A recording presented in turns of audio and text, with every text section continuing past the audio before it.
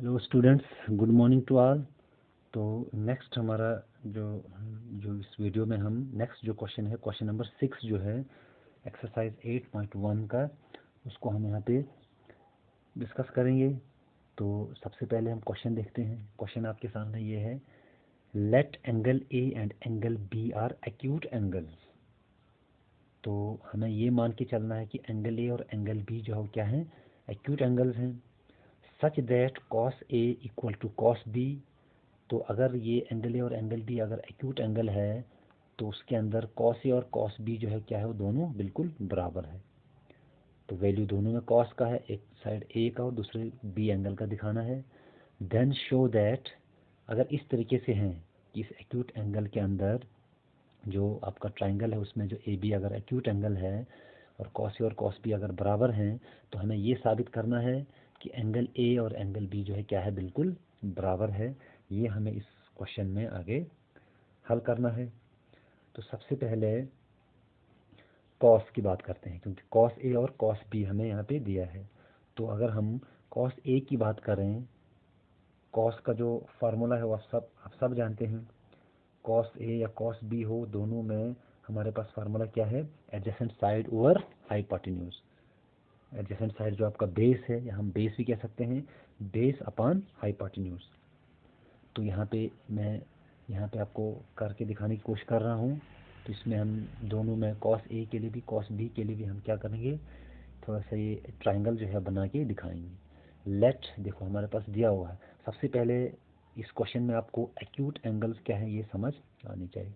Acute angle आप सब जानते हैं, एक्यूट एंगल्स क्या है, एंगल्स लेस देन 90 डिग्री। ऐसे एंगल जो 90 डिग्री से कम हो एक ट्राइंगल के अंदर, तो हम उनको क्या कहते हैं, एक्यूट एंगल। देखो मैं यहाँ पे एक ट्राइंगल बना के आपको दिखाने की कोशिश करूँगा।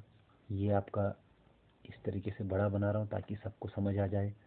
ये आपका है कॉस ए की मैं अगर बात कर रहा हूँ, तो यहाँ पे आप ध्यान से देखेंगे, कॉस ए अगर मैं इसको ए लेता हूँ तो ये बी आपका होगा और ये आपका सी होगा। क्यों क्यों मैंने यहाँ पे ए और यहाँ पे बी ले लिया और यहाँ सी रखा, क्योंकि हमें क्वेश्चन में बताया है कि एंगल ए और एंगल बी जो है वो क्या है, एक्यूट एंगल है।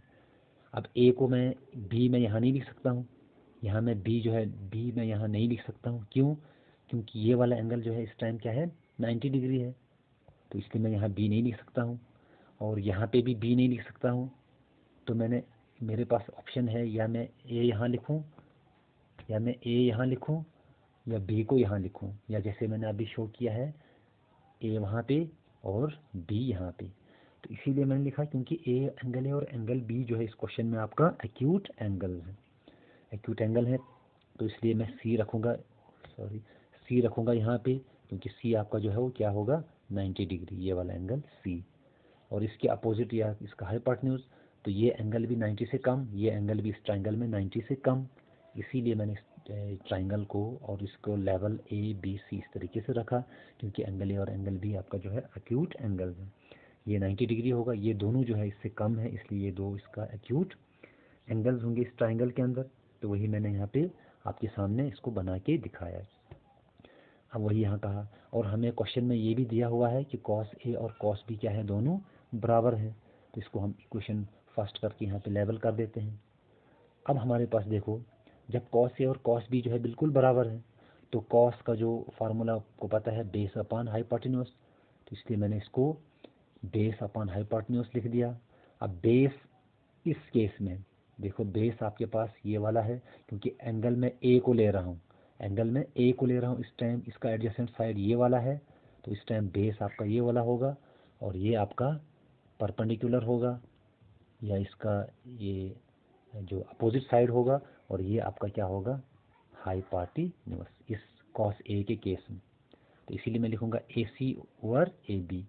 ये देख सकते हैं आप, ए सी बटा ए बी। तो कॉस बी भी सेम हुई है, फार्मूला सेम है, बेस अपॉन हाइपोटेन्यूज।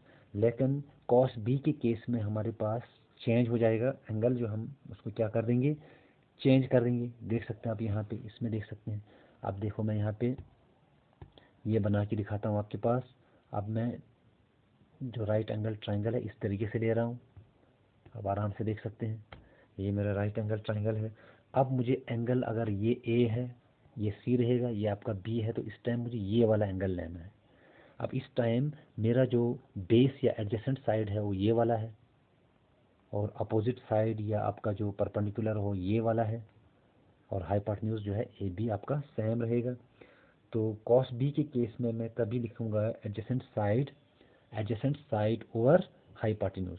तो एडजेसेंट साइड आपके सामने है, आपका बेस है जो आपका बी सी है, तो इसीलिए मैं लिखूंगा बी सी बटा ए बी। हाइपोटेन्यूज दोनों में सेम है। वही अब बी के केस में ऐसे थोड़ा सा इसको एंगल चेंज करेंगे, ये देख सकते हैं आप यहाँ पे। तभी मैंने कॉस बी में लिखा base upon hypotenuse B C by A B, B C by A B. तो इक्वेशन फर्स्ट में हमें ये दिया है, तो वहाँ से हम फिर से ले सकते हैं कि इक्वेशन फर्स्ट में हमें क्या गिवन है कि cos A equal to cos B. Cos A और कॉस बी क्या है, बिल्कुल बराबर गिवन है। तो यहाँ आगे बढ़ते हैं। जब कॉस ए और कॉस बी बराबर है तो दोनों की वैल्यू हमारे पास यहाँ पे देखो, कॉस ए है A C by A B, और कॉस बी जो आपके पास बी सी बाई, ये B C by A B, ये A C by A B. अब देख सकते हैं इनको बड़े अच्छे से। तो वही मैं यहाँ पे इसमें लिखने जा रहा हूँ। देखो कॉस ए की जगह A C by A B, और कॉस बी की जगह B C by A B. तो नेक्स्ट स्टेप में अगर आप चाहे तो डायरेक्ट ए बी और ए बी दोनों सेम है, तो हम यहाँ से इसको कैंसिल कर सकते हैं। अगर इस तरीके से आपको समझ नहीं आ रहा है तो हम क्या करेंगे, ए सी को यहीं पे रखते हैं, आपके सामने देखो ए सी। ए बी को हम यहाँ से ट्रांसपोज कर लेते हैं, क्योंकि ये यहाँ डिनोमिनेटर में था, तो हम यहाँ से इसको ऊपर ले लेते हैं। जब ये ट्रांसपोज हो जाता है एल एच एस की ओर, या एल एच एस से आर एच एस, या आर एच एस से एल एच एस की ओर, तो ये वहाँ जाके न्यूमरेटर में चेंज हो जाता है, इसीलिए ए बी ऊपर चला गया। इसके नीचे कुछ नहीं तो 1 मान सकते हैं। तो इस तरीके से आप ए बी और ए बी को क्या कर सकते हैं, कैंसिल कर सकते हैं। तो ये कैंसिल हो गया। ये कैंसिल होने के बाद हम आगे लिखते हैं। अब हमारे पास बचा क्या, ए सी इक्वल टू ए बी। देखो प्रूव हो गया, ये बिल्कुल आपके पास ये साबित हो चुका है कि ए सी और ए बी क्या है, बराबर हैं। अब ए सी और ए बी अगर इस ट्राइंगल में ए सी और ये वाला आपका ए बी अगर बराबर हैं, इस वाले ट्राइंगल की मैं बात कर रहा हूँ जो मैंने अभी बना के दिखाया था आपको। चलो मैं ये मिटा दिया है, इधर है। A C by A B C अगर बराबर हैं तो हम यहाँ से कह सकते हैं, देखो यहाँ पे हम कह सकते हैं A C by equal to B C अगर बराबर हैं, तो यहाँ पे हम लिख सकते हैं hence angle A equal to angle B. अब इस तरीके से एंगल ए और एंगल बी भी क्या हैं, बराबर हैं। क्यों, क्योंकि देखो मैंने यहाँ पे रीज़न भी लिख दिया, angles opposite to equal sides.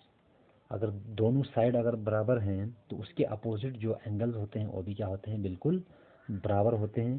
तो इस तरीके से ये हम बिल्कुल साबित कर सकते हैं कि एंगल ए और एंगल बी इस ट्राइंगल में जो एक ये क्या है। अब जब इसके दोनों साइड्स, देखो एक चीज़ और भी हम यहाँ समझ सकते हैं, अगर इसके दोनों साइड्स अगर ए सी और बी सी बराबर हैं तो यहाँ से हम इसको आइसोसेलेस ट्राइंगल कह सकते हैं। तो आइसोसेलेस ट्राइंगल में आपको पता है कि जो इसके दो जो एक्यूट एंगल्स होते हैं, जो एंगल ए और एंगल बी हमारे पास यहाँ है, और दोनों भी बिल्कुल क्या है, बराबर हैं। तो उसके रीज़न आपको यहाँ पे लिखना होता है। तो इसीलिए ये क्वेश्चन जो है यहाँ पे ख़त्म हो जाता है। नेक्स्ट क्वेश्चन हम नेक्स्ट वीडियो में देखते हैं।